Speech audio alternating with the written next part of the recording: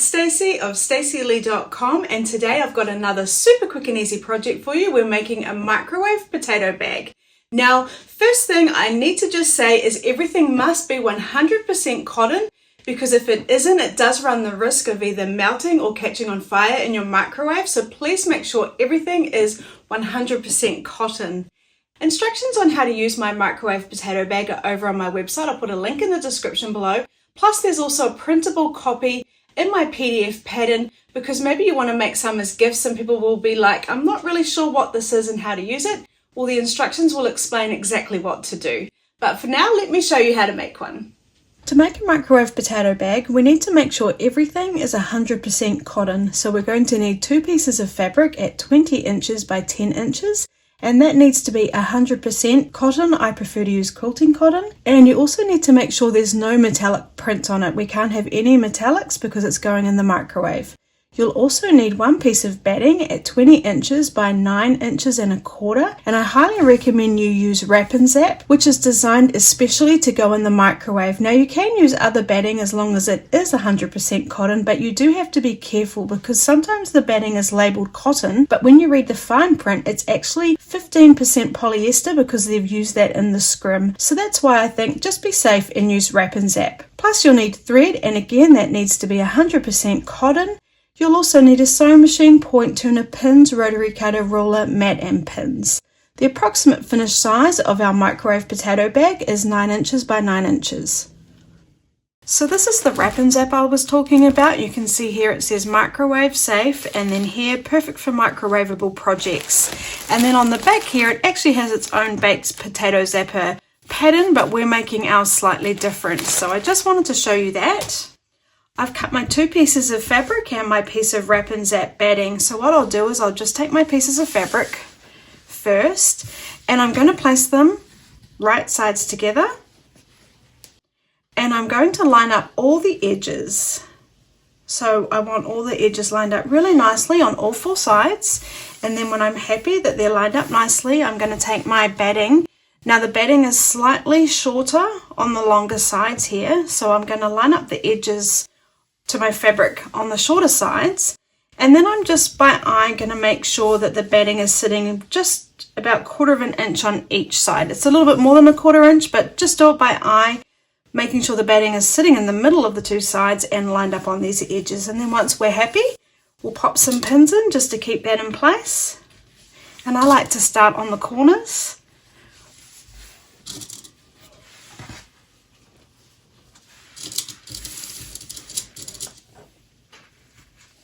And then just pop in as many as you'd like. I think we can never use too many pins.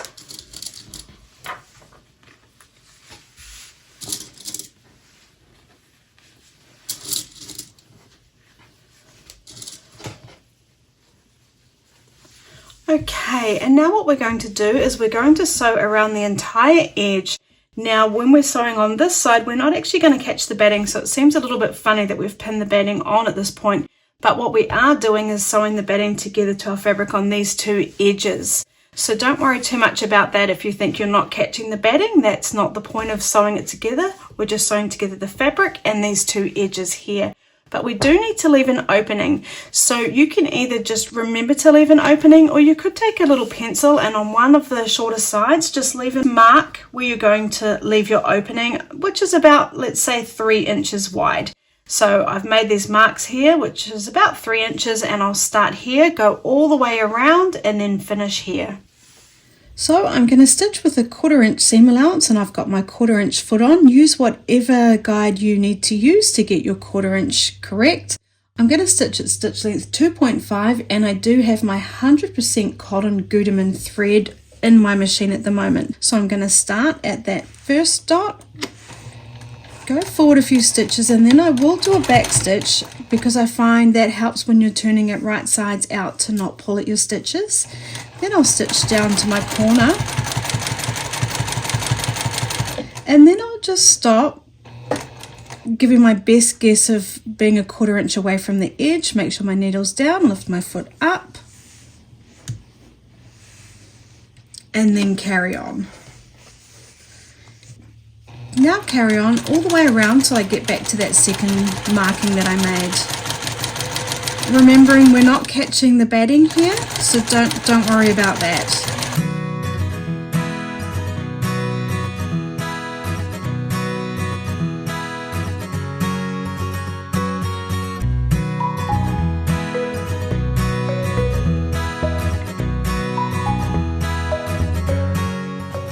So just coming up to my second marking, I'm going to come right up to the mark, do a back stitch again, and then cut my thread, and then we're done. Just removing those pins.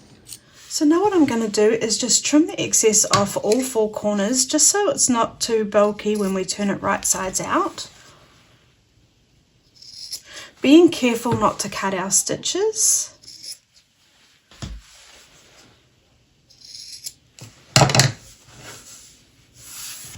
Okay, and then finding my opening it up between the 2 fabrics. I'll pop my fingers in the opening and I'm going to come right to the very end and find the bottom stitches there.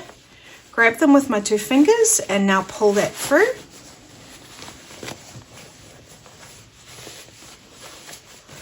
And then I'll just do my best to get it into the correct shape, which is a rectangle.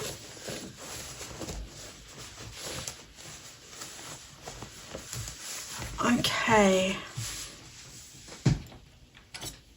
so then I will get my point turner, pop it in the opening, and I'm just going to make sure all those corners are sitting really nicely. And if you don't have a point turner, you could use a chopstick or the blunt end of a pencil. Just be careful not to push too hard, because you can accidentally push a bit hard and end up through the fabric. So being firm but gentle. So I'm just going around, I'm finding all my corners. This one's, and it can be a little bit fiddly.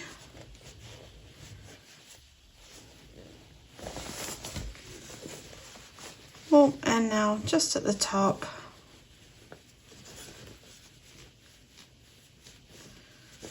Okay, so now that I've got all my corners sitting really nicely, let's just give that a quick press. So the first thing I'm going to do is just find my opening, and then I want to press it so that it's sitting really nicely as if the opening was never there. So what we're trying to do is create a nice straight line here, so you can check it by folding it about 1/4 inch in, because our seam allowance is about 1/4 inch, and then once you're happy, giving it a press.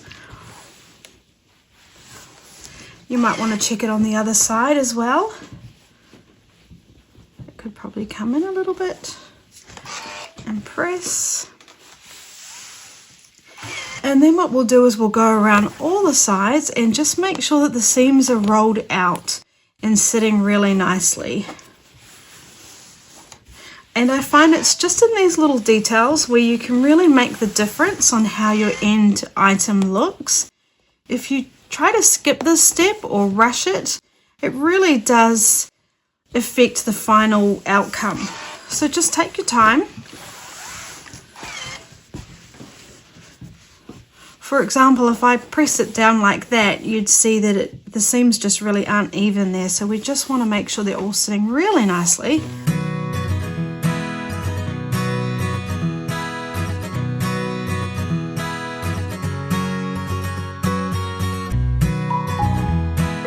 Okay, and now I'm back where I started. I can just check that before the opening that the seams are sitting nicely, and they are. And then I'll just give it a once over. Okay, so now what we're going to do is just top stitch down these 2 shorter sides, and this side has my opening, so you can see it here. I just will pop a pin in so it's sitting really nicely, and I will use about a 1/8 inch seam allowance, because we need the seam allowance to be smaller than a 1/4 inch, so we are going to be closing this opening shut. So just work out the best guide for you. And I will do a back stitch at the beginning and the end. I've still got my 1/4 inch foot on, but I'm not going to be using that edge of the foot to guide me. I'm going to be using a marking on my foot plate. So I'm going to go forward a couple of stitches right at the very edge, and then go back, and then stitch to the end.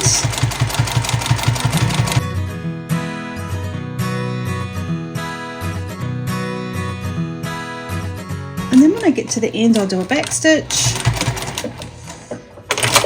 cut my thread, and then I'm going to do exactly the same on the other side.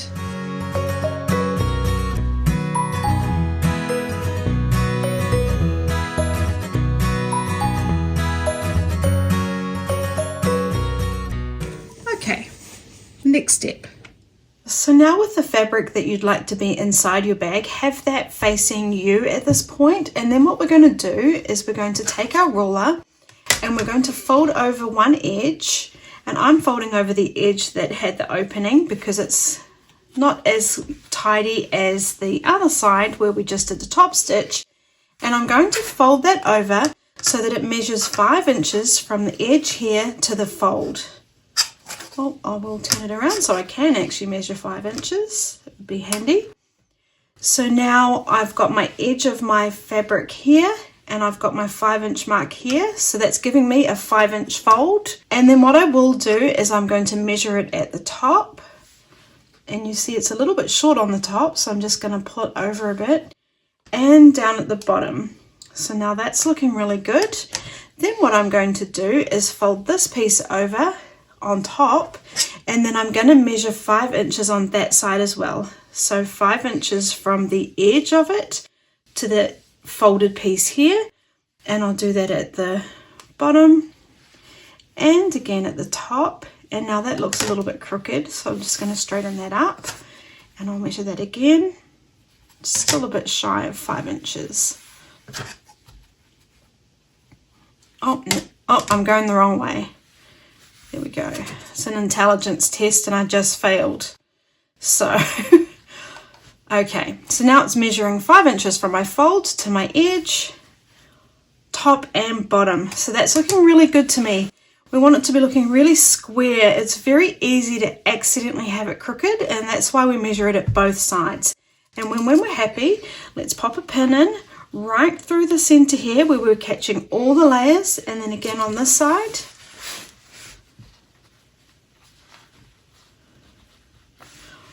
Okay, and then do just check that you're happy all those edges are lined up nicely. They should be if we've measured that 5 inches perfectly on both sides, but just check it. There's no harm in just checking everything's lining up perfectly before we sew it, because it's much easier to fix something now than once we've sewn it together. Then I'm just going to pop in a few extra pins just to hold it in place.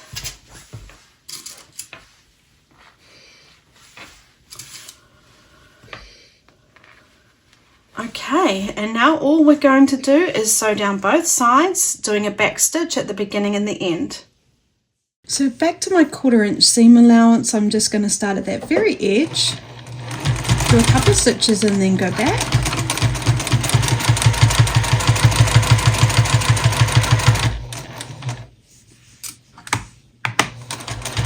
And then once we're sewing through all the layers, it is quite a few layers, so just go slowly if you feel like your machine's struggling. Just really take your time. When I get to the bottom, I will do a back stitch again. And then cut my thread, and then I'll repeat that on the other side.